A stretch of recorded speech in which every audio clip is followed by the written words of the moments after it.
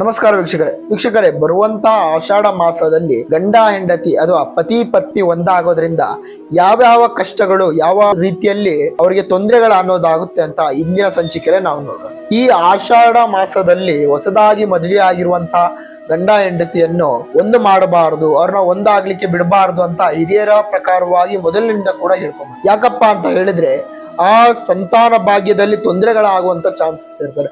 ಆಷಾಢ ಮಾಸದಲ್ಲಿ ಆ ಮದುವೆ ಆಗಿರುವಂತ ಸ್ತ್ರೀ ಏನಾದ್ರೂ ಗರ್ಭ ಧರಿಸಿದ್ರೆ ಬರುವಂತಹ ಮಕ್ಕಳಿಗೆ ಅಂಗವಿಕಲರಾಗಿರುವಂತಹ ಚಾನ್ಸಸ್ ಕೂಡ ಇರ್ತದೆ. ಅದರಿಂದಾಗಿ ಯಾವುದೇ ರೀತಿಯಂತಹ ಒಂದಾಗ್ಲಿಕ್ಕೆ ಬಿಡುವಂತದಿಲ್ಲ. ಗಂಡ ಹೆಂಡತಿಯನ್ನು ಆದಷ್ಟು ದೂರ ಇಡುವಂತಹ ಚಾನ್ಸಸ್ ಕೂಡ ತುಂಬಾ ಇರುತ್ತೆ. ಯಾವುದೇ ರೀತಿಯಂತಹ ಈ ಬರುವಂತಹ ಆಷಾಢ ಅಮಾವಾಸ್ಯದಲ್ಲಿ ಯಾವುದೇ ಸ್ತ್ರೀಗಳು ಗರ್ಭ ಧರಿಸಲಿಕ್ಕೆ ಹೋಗ್ಬಾರ್ದು. ಯಾಕಂತ ಹೇಳಿದ್ರೆ ಈ ಗರ್ಭ ಧರಿಸೋದ್ರಿಂದ ಮಕ್ಕಳು ಅಂಗವಿಕಲರಾಗಿರ್ಬೋದು, ಮಾತುಗಳು ನಿಲ್ಲೋದಾಗಿರ್ಬೋದು, ಕೆಲವೊಂದು ತಪ್ಪಾದಂತಹ ಸೂಚನೆಗಳು ಬರ್ತಾ ಹೋಗ್ತದೆ. ಅದು ಅಸಭ್ಯ ರೀತಿಯಲ್ಲಿ ಉಂಟಾಗುವಂತ ಚಾನ್ಸಸ್ ಕೂಡ ಇರ್ತದೆ. ಅದಕ್ಕೋಸ್ಕರವಾಗಿ ಹಿರಿಯರು ಮೊದಲಿನಿಂದ ಬಂದಿರುವಂತಹ ಪ್ರಕಾರವಾಗಿ ಈ ಆಷಾಢ ಮಾಸದಲ್ಲಿ ಮದುವೆ ಆಗಿರುವಂತಹ ಹೊಸ ದಂಪತಿಗಳು ಬೇರೆ ಆಗ್ಬೇಕು ಅಂತ ನಿರ್ಧಾರ ಮಾಡಿರ್ತಾರೆ. ಇದನ್ನ ನೀವು ಪಾಲಿಸಲೇಬೇಕಾಗ್ತದೆ.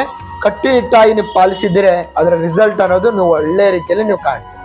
ಅಕಸ್ಮಾತ್ ಅದನ್ನ ನೀವು ಮೀರಿದ್ದೇ ಆದಲ್ಲಿ, ಅದರ ಮಧ್ಯದಲ್ಲಿ ನೀವು ದೈಹಿಕ ಸಂಪರ್ಕವನ್ನು ನೀವು ಮಾಡಿದ್ದೇ ಆದಲ್ಲಿ ಅದರ ಕೆಟ್ಟ ಪ್ರಭಾವವನ್ನು ನಿಮ್ಮ ಕಣ್ಣು ಮುಂದೆ ನೀವು ಕಾಣ್ತೀರಿ. ಇದ್ರ ಬಗ್ಗೆ ಹೆಚ್ಚಿನ ಮಾಹಿತಿ ಬೇಕು ಅಂತ ಹೇಳಿದ್ರೆ ಕೆಳಗೆ ಕಾಣ್ತಾ ಇರುವಂತ ನಂಬರ್ ಕರೆ ಮಾಡಿ ಸಾಧ್ಯವಾದಲ್ಲಿ ನೇರವಾಗಿ ಭೇಟಿಯಾಗಿ. ನಮಸ್ಕಾರ.